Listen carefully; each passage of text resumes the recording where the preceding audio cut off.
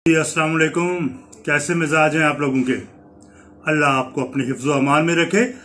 और बड़ी important 3 discussion है तलाशी हक फिज़ आमिर हाशमी में, और जिसमें जो सबसे पहला जो हमारी आज गुफ्तगू है वो है इमरान खान साहब के हवाले से कि इमरान खान साहब हमेशा मालूम नहीं कि उनको क्या खपत है कि वो रोज़ाना यूट्यूब पर कभी न कभी लोगों से बात करते रहते हैं। और मुझे लगता है कि ज़हनी तौर पर ऐसी नफ्सियाती उलझन का शिकार हैं जिसमें ये समझते हैं कि अगर वो किसी कौम से या किसी अपने लोगों से स्पीच नहीं करेंगे, वो ऐसी बातें जो बेसरोपा की होती हैं। तो आज की जो गुफ्तगू है वो भी इसी पैराए में थी, और जो कल उन्होंने जो गुफ्तगू की है वो उन्होंने बराह रास्त चैलेंज किया है रियासती अदारों को।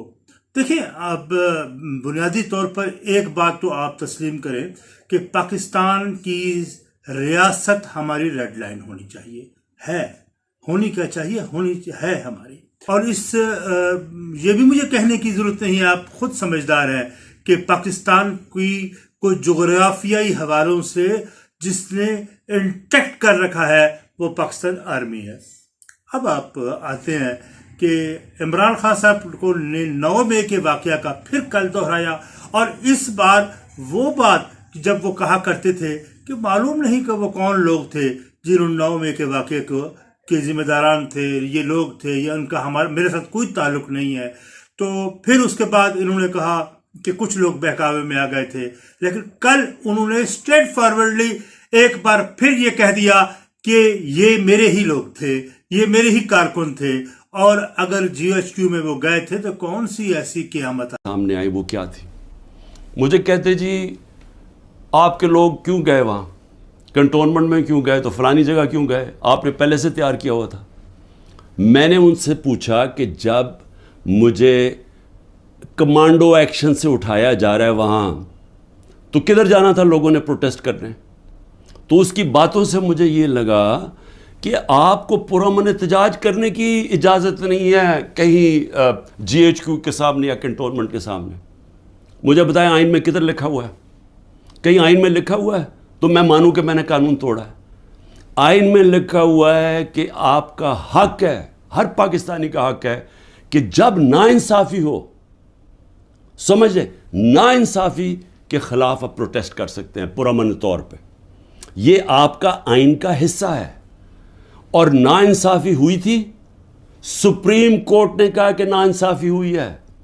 सुप्रीम कोर्ट ने अपने फैसले में कहा है कि गैर आइनी और गैर कानूनी तौर पे इमरान खान को उठाया गया, और फिर जिस तरह जलील करके मुझे उठाया गया, तो क्या ये भेड़ बकरियां थी? ये तहरीक इंसाफ के जो लोग थे वो भेड़ बकरियां थी, चुप करके बैठ जाती। क्या उन्होंने गलत किया था कि अगर वो पुरअमन एहतजाज के लिए निकले थे? जी, वो जो जियो फेंसिंग में वहां भी पहुंच गया ना, वो भी सारों को जेलों में डाल दिया। इसका मतलब आप ये कह रहे हैं कि आप सारी जगह एहतजाज अगर कर सकते तो करें, लेकिन कहीं भी कंटोनमेंट के अंदर GHQ आप उसके सामने एहतजाज नहीं कर सकते। आप ज़रा गौर से समझें कि इसका मतलब कि आपने कहा है कि अगर वो कानून तोड़ें भी तो वो कानून से ऊपर हैं। आप, ये मतलब हो गया ना इसका। अच्छा, आप ये देखें कि ये जो साहब कह रहे हैं कि पुरअमन एहतजाज, पहली बात है कि दुनिया में किसी जगह पर कंटोनमेंट्स में और खुसूसन आर्मी तनसीबात के सामने एहतजाज का कोई रिवाज नहीं है। और दूसरी बात, ये पुरअमन एहतजाज नहीं था। वो जिस तरह कहते हैं ना कि झूठ बोला है तो इस पे कायम रहो जफर, आदमी को साहिब किरदार होना चाहिए। तो आपने तो ये किरदार की सबसे पस्त हैसियत को भी पामाल किया। बहरहाल अब आपसे क्या गिला, आपने हमेशा वही हक समझा जो आपके मफाद में हो, और यहाँ भी आपने जो तावील निकाली है वो भी बड़े मज़हक़ का खेज है। लेकिन मैं ये समझता हूँ कि ये अब सांप बिल से बाहर आ गया है। सांप बिल से बाहर निकल के आग सामने खड़ा हो चुका है। वो कहता है जो कर सकते हो कर लो मेरा। वो जो दबका हुआ था, डरा हुआ था, सहमा हुआ था, उसने ललकारा है जनरल आसिम मुनीर शाह साहब आपको, पूरी रियासत को। आज इमरान खान वर्सेस स्टेट है। یہاں آپ مجھے بتائیں کہ آپ نے کیا فیصلہ کرنا ہے. کیا ایک غریب آدمی کو جو ہے وہ اس کے لیے عدالتوں کے دروازے بند ہوتے ہیں, اس کو انصاف نہیں مل پاتا اور اس کی عزتیں پامال ہو جاتی ہیں, زندگی نسلیں گزر جاتی ہیں تو انصاف نہیں مل پاتا, اور ایک شخص کے لیے ریاست کے ایک ادارے کے تمام دروازے کھل جاتے ہیں رات کے 2-2 بجے تک, سارا دن جج انتظار کرتے ہیں, لیکن آپ کو وہ براہ راست چیلنج کر رہا ہے. آپ ہی کے ادارے نے ذوالفقار علی بھٹو جو ہر دل عزیز شخصیت تھا, اس نے آپ کا کوئی نقصان نہیں کیا تھا, لیکن جس نے آپ کے 90,000 فوجی انڈیا کی قید سے رہا کروا کر باعزت آبرومندانہ انداز میں راستہ دے کر ان کو واپس لے آیا تھا, اس کو تو سزا آپ نے یہ دی کہ پھانسی کے پھندے پہ چڑھا دیا. آپ نے نواز شریف کو الٹی ہتکڑیاں لگا کر جہاز میں بٹھایا, اس کو کرمنل لوگوں کے ساتھ آپ نے ملیر تھانے میں بند کر دیا, وہ بھی وزیر اعظم تھا. کیا یہ عمران خان کوئی آسمان سے اترا ہوا کوئی ایسا فرشتہ ہے کہ جس سے آپ خوفزدہ ہیں؟ یہ جو آج اس نے آپ کو للکارا ہے تو کل آپ کی وردی پر بھی اس کا ہاتھ ہوگا. آپ کی کور کمانڈرز ہاؤس کو اس کو کوئی ریگرٹ نہیں, کوئی پچھتاوا نہیں, کوئی افسوس نہیں, اور افسوس تو صرف مجھے آپ پر ہے کہ آپ نے ابھی تک اس کو چھوٹ دے رکھی ہے, اس کو نشان عبرت نہیں بنایا ابھی تک.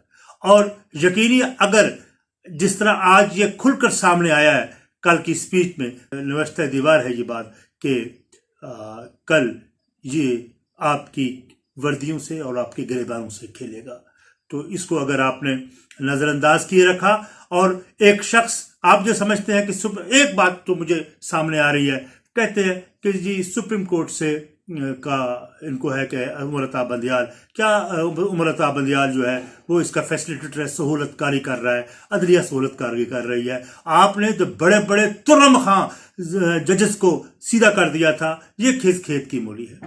اور اسی طرح میں ایک اور بات آپ سے کہوں کہ اب اس پر ہم مزید اس کو مہلت دینا اس ریاست کے اوپر ایک تھریٹ ہے, یہ سیکیورٹی تھریٹ ہے اس ریاست کے لیے, تو آپ خدا کے لیے اس پر رحم فرمائیے.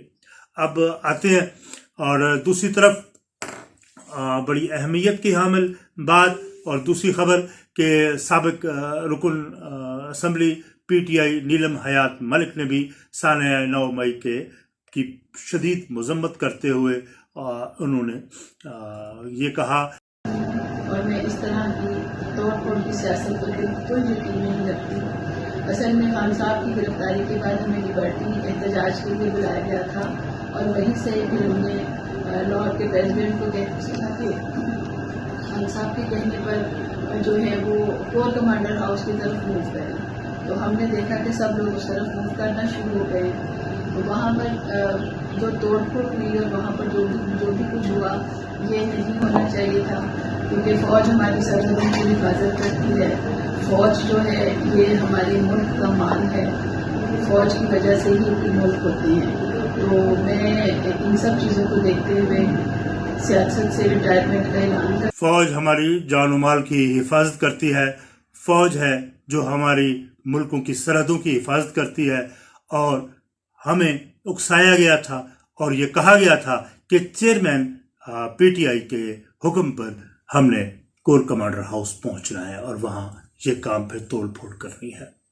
تو یہ جنرل آصف منظور شاہ صاحب اور ارباب و بستر کو ساتھ ٹھیک ہے, سول حکومت شہباز شریف کے ہاتھ پاؤں بندھے ہوئے ہیں, لیکن آرمی اسٹیبلشمنٹ کے تو ہاتھ پاؤں آپ لوگوں کے تو نہیں بندھے ہوئے. تو آپ تو سمجھیں کہ کس انداز سے ایک سازش مرتب کی گئی تھی, ایک بین الاقوامی سازش کی ہوئی تھی, اور یہ آپ کا بیانیہ ایک اسٹیبلش بیانیہ ہے. اور اب سوال پوری قوم یہ آپ سے اٹھا رہی ہے, جب یہ بیانیہ اسٹیبلش ہو گیا ہے, پوری قوم کو اس بات پہ اعتماد ہو چکا ہے کہ یہ ایک سوچا سمجھا گھنونا منصوبہ تھا, مکروہ منصوبہ تھا بین الاقوامی, جس کا سب سے بڑا کردار عمران خان تھا, جس نے ڈس انٹیگریٹ کر دینا تھا پاکستان کے لیے, کی سالمیت کو تباہ و برباد کر دینے کا منصوبہ تھا 9 مئی کا. یہ محض ایک چند فوجی تنصیبات پر حملے کی بات نہیں, بلکہ یہ ملک کی سالمیت کے اوپر ایک بہت بڑا حملہ تھا, جسے آپ نظر انداز اگر کر رہے ہیں تو اس پر ہمیں آپ پر افسوس ہوتا ہے. اس کے ساتھ میں آپ سے یہ کہوں گا دوستو, حق اور سچ کو سمجھیے اور اس بات کو بھی سمجھیے کہ عمران خان یا ریاست پاکستان، اس میں ایک کا آپ نے انتخاب کرنا ہے، اور اس انتخاب میں اگر آپ کا دل مانے کہ یہ ریاست پاکستان کو آپ نے انٹیکٹ رکھنا ہے، اس میں ریفارمز لانی ہے، اور دوسری طرف عمران خان جو ایک یہودیوں کا ایجنڈا لے کر بیٹھا ہوا ہے، جس کی مدد کے لیے اسرائیل سامنے آ چکا ہے. اور پھر میں ایک اور سوال آپ سے کرتا ہوں جاتے ہوئے، یہ کیا وجہ ہے کہ جب بھی عمران خان کے لیے مسئلہ بنتا ہے تو وہ گور شاہی فرقہ اور مرزائیوں کے پیٹ پہ مروڑ کیوں اٹھنا شروع ہو جاتے ہیں؟ پوری دنیا سے گور شاہی فرقہ جو ہے، میں نے پچھلے جمعے کو میں نے ان کا لائیو پروگرام دیکھا جو دعائیں مانگ رہے تھے، اور عمران خان کے لیے اور عمران خان کے مخالفین کے لیے بد دعائیں، اور وہ یہ کہہ رہا تھا کہ اب عمران خان کو اگر حکومت ملی تو اس کا ایجنڈا ہم دیں گے. تو آپ سوچئے آپ کا دوست کون ہے اور آپ کا دشمن کون ہے. اب آپ سے اجازت، والسلام.